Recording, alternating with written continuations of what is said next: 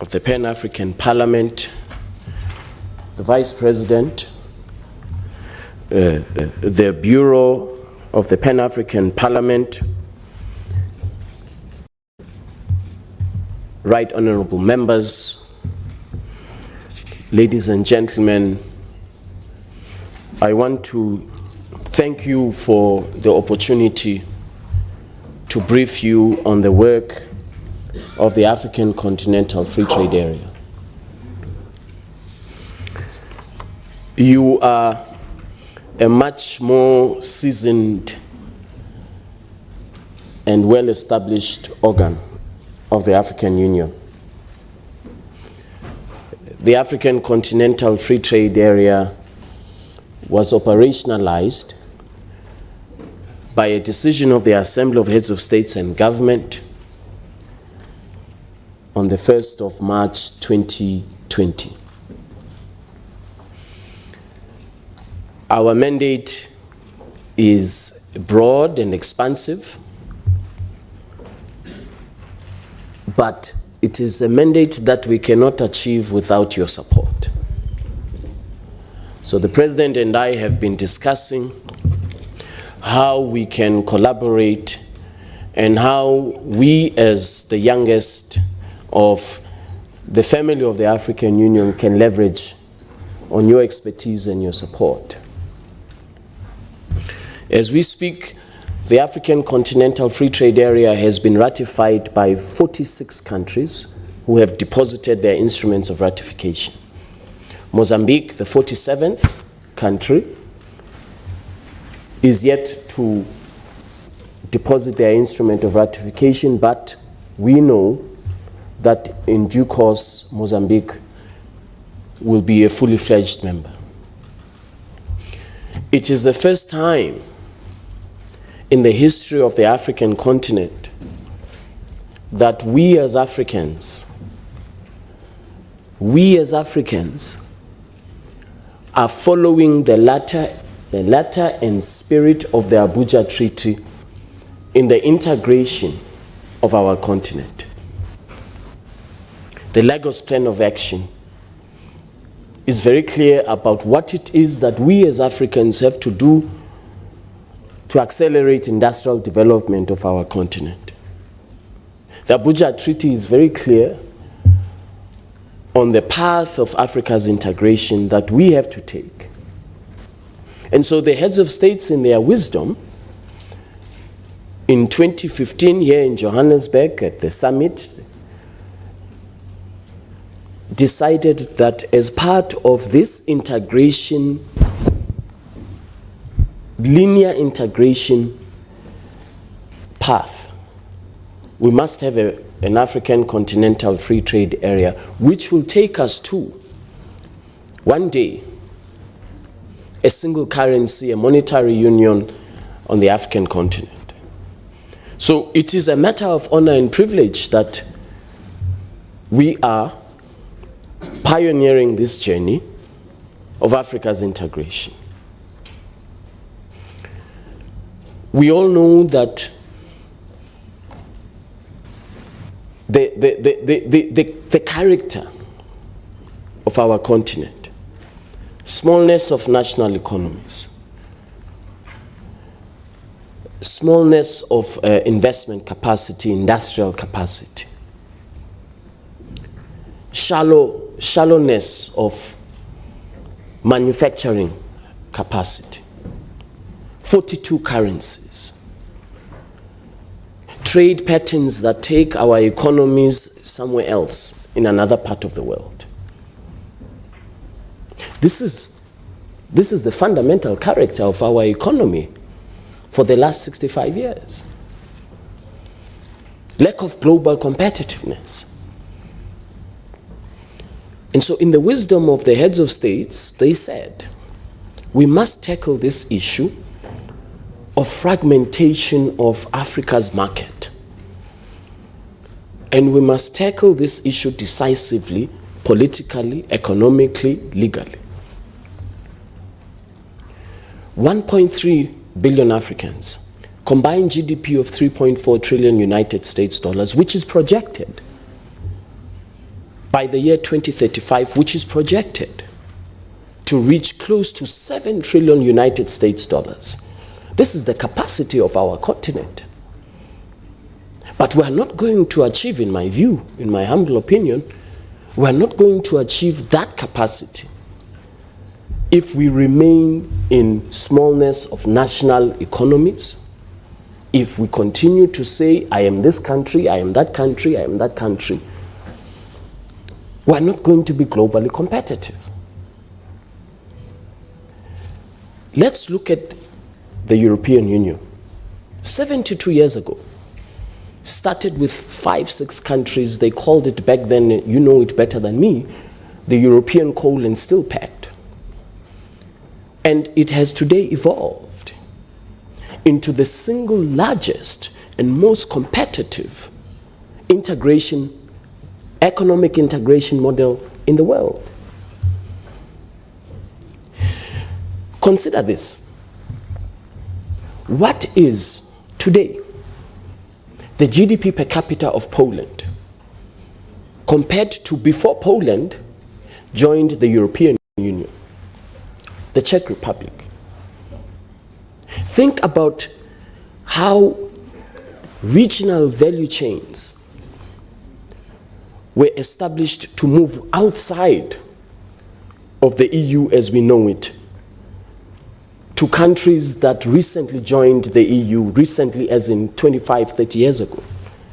Look at the job creation that took place in the Eastern European countries.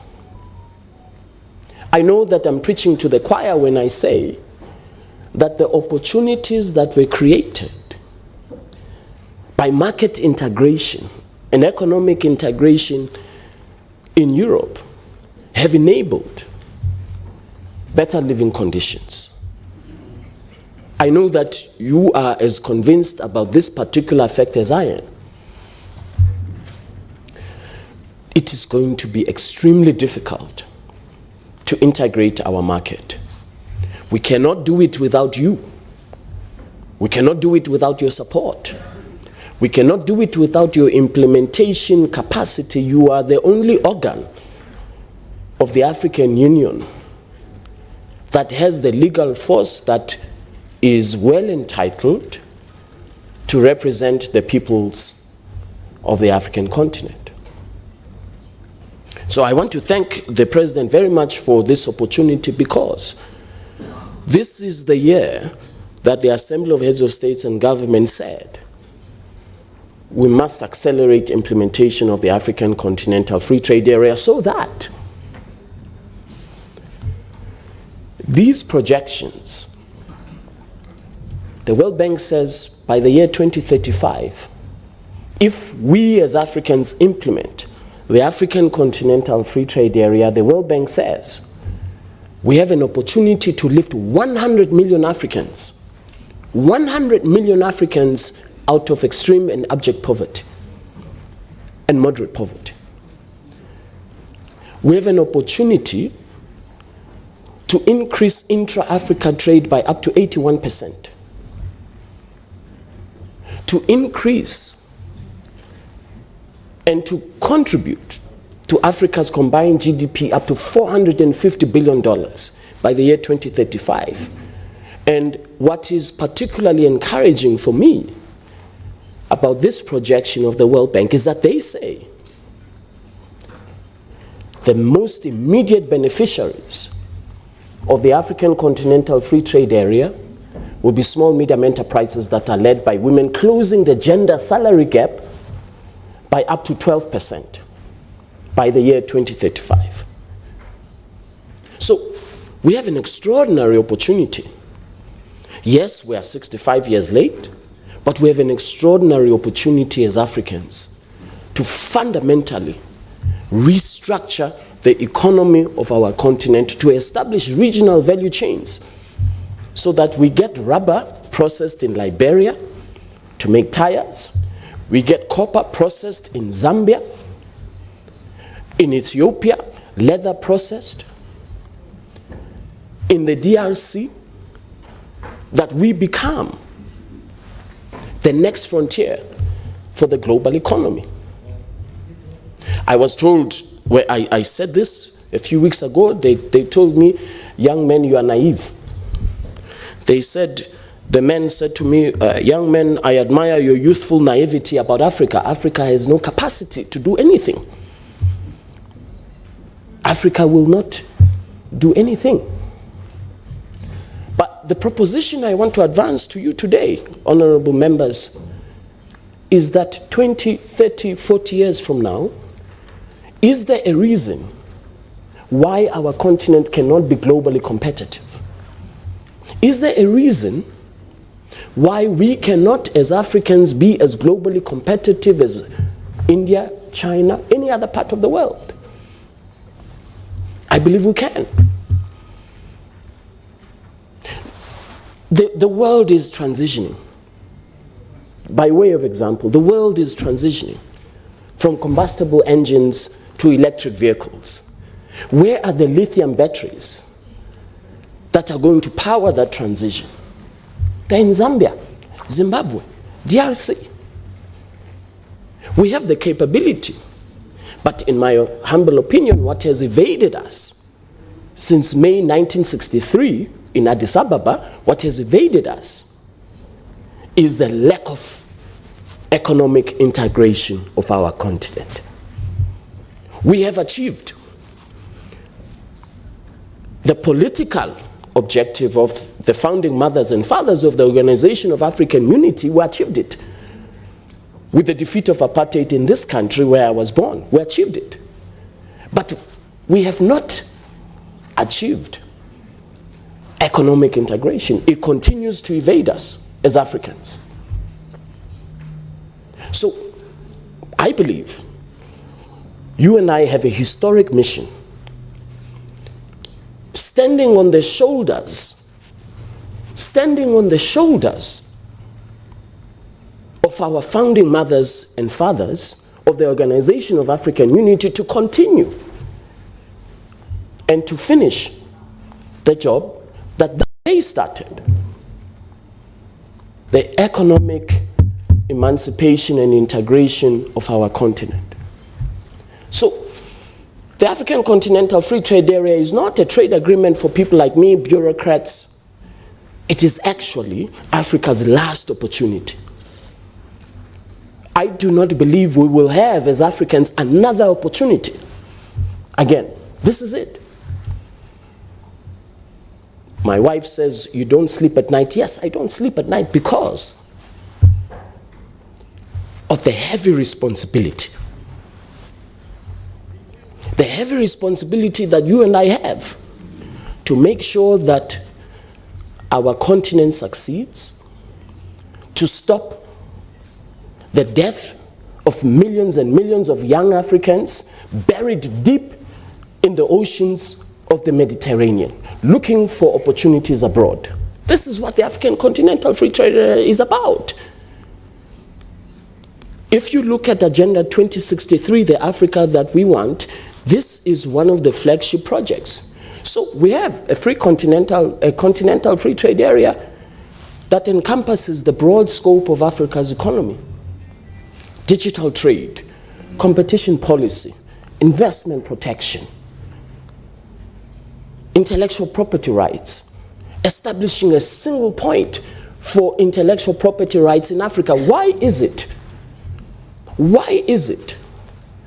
that your companies must go to Geneva to protect their intellectual property rights? What do you expect a small medium enterprise to do to protect her intellectual property rights? Must she go to Geneva? So I can put it in technical terms. I can put it in trade speak. But fundamentally, it is about Africa's economic interests, because thousands and thousands of our companies are protecting their intellectual property rights in Geneva when we are here on the continent. Why do we not have a single point of protecting our SMEs? Why do we continue to go down the path that the colonialists established, which is to say, Aripo or Wapi, you go there, French-speaking, English-speaking. Why do we do that as Africans? Why do we say a particular company must go and protect themselves in another part of the world? So, it is not just about trade law. What we are tasked with is a historic mission to fundamentally restructure the economy of our continent. I want to suggest to you this. There's not a single country in Africa, not a single country in Africa that can be singularly globally competitive. It does not exist. Not South Africa, not Nigeria, not Morocco, not Kenya.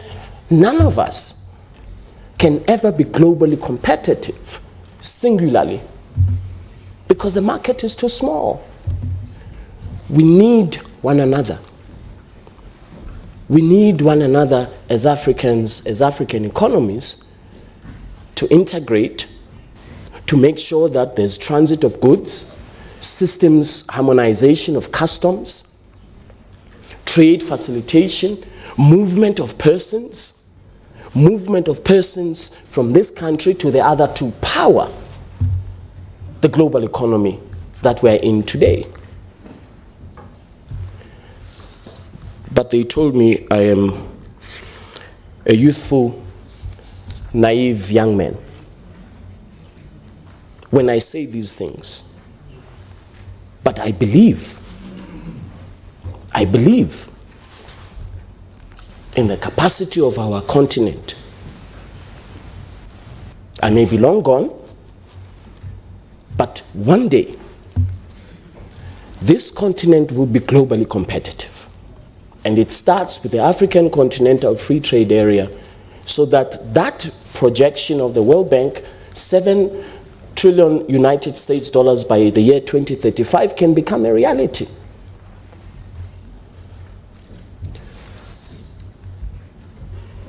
We need your support because it has to be, the free trade area has to be implemented at national level.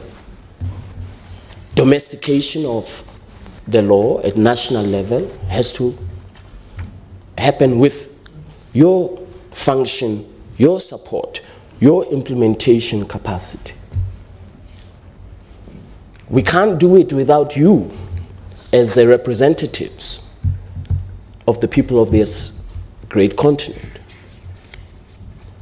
Yes, of course, there will be challenges. As we know from the history of the European Union, there will be challenges. There will be a man, and I use this word advisedly, there will be a man who will wake up and decide he wants to be president without being elected by the African people. He will wake up in a military barracks and decide on that particular day he wants to be the president without being elected. These are the challenges that we're going to experience. And when that man does that, the people who suffer the most are the cross-border traders. The women who move and transit goods, who are the drivers of the economy on the frontiers. These are the people who suffer the most. So of course we're going to experience these challenges. And the African Union has been very clear, our heads of states have been very clear and decisive about unconstitutional change of power. Very, very clear. President Nana Addo Dankwa Akufo-Addo, when he was chairman of ECOWAS, was very clear. Now President Mbalo is very clear about unconstitutional changes of power and usurping power. So these challenges are going to be there. But I don't believe that these challenges must define. These challenges must not define our resolve. They must not.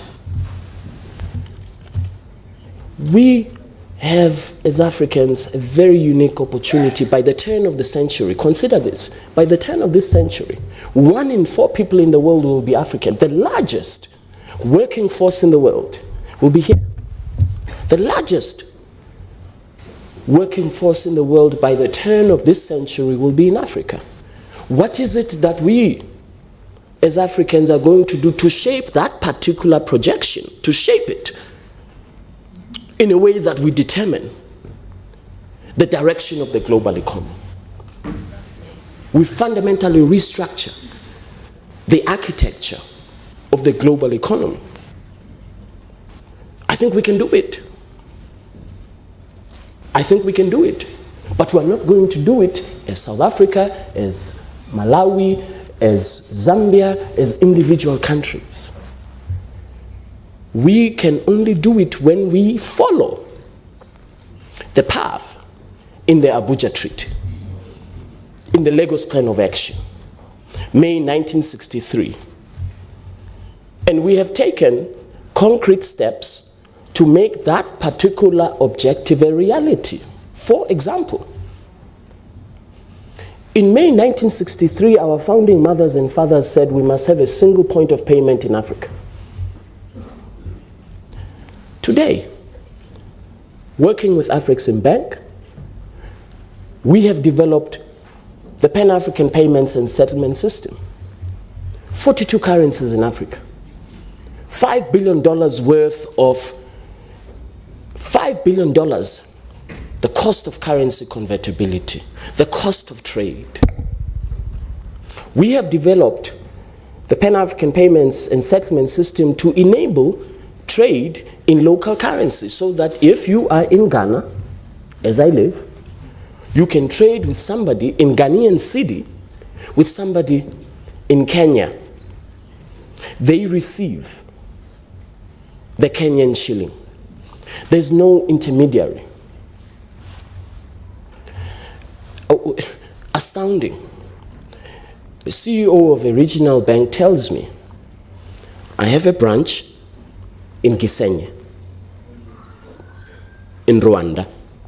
I have another branch 10 kilometers down the road in Goma, in the DRC. $65 million worth of transactions per month. But when I want to transfer funds from Gisenyi to Goma, I have to use a correspondent bank in New York. 4 days, $65 million is sitting somewhere else. We transact as Africans. 2019, we transacted on SWIFT $20.5 billion worth of transactions. Africa. We're using an alternative platform. So we've introduced, with the vision of my senior brother, Professor Orama, my other senior brother, Dr. Adeshina, we are introducing tools, practical tools, to enable trade to happen. Infrastructure deficit, we all know, over $100 billion. But the infrastructure deficit of our over $100 billion actually, in my view, is an opportunity. My senior brother, Dr. Adeshina, said, I saw you on CNN saying that African Development Bank has invested $30 billion in infrastructure over the last 5 years. My brother, you are wrong. We actually invested $45 billion in the last 5 years. So yes, we have an infrastructure deficit, which is required. The infrastructure is required to ensure that we have support for trade. If you go, as I have, to any border on the continent, border crossing, you will see trucks lined up kilometers, because we don't have interoperability of systems. We continue to use colonial systems. To trade amongst ourselves as Africans, we continue to use colonial systems. So we are saying, and with the leadership of the Assembly of Heads of States and Government of the African continent, that actually introduce a single system for customs and interoperability. It is not the job of heads of states to solve that problem. It's my job. They've set out the vision. My job is to make sure that those goods in Kasumbalesa, between Zambia and DRC, that they transit in a flower, that they transit in a seamless way. So, honorable members, the challenge that we have is immense. But I believe fundamentally we can do it. I believe we can do it. But we have to rely on you as the Parliament, as the African people's representatives, to make sure that what the World Bank projects, closing the gender salary gap by 11% by the year 2035, that particular objective becomes a reality. And young Africans stop being buried deep in the oceans of the Mediterranean. It is a matter of deep regret that as a continent, for the last 65 years, we have been in this condition. It is also a matter of satisfaction that we are well poised to be globally competitive in manufacturing, in investment, in industry, in innovation. 2019, we imported $16 billion worth of pharmaceuticals. But all of those, if I can call them components, came from here. All of those components that power the global pharmaceutical industry come from here. So we import $16 billion worth of pharmaceutical industry products when actually we have the raw materials, if I can call them, here. But what we have been lacking in the last 65 years is integration, the economic integration of our continent. This is why the Honorable President and I have been discussing about what can we do working together. The Parliament, the people's representatives, and the agencies of the African Union to make sure that we deliver for our people. So let me conclude, if I may, with the words of Comrade President Isidore Sankara.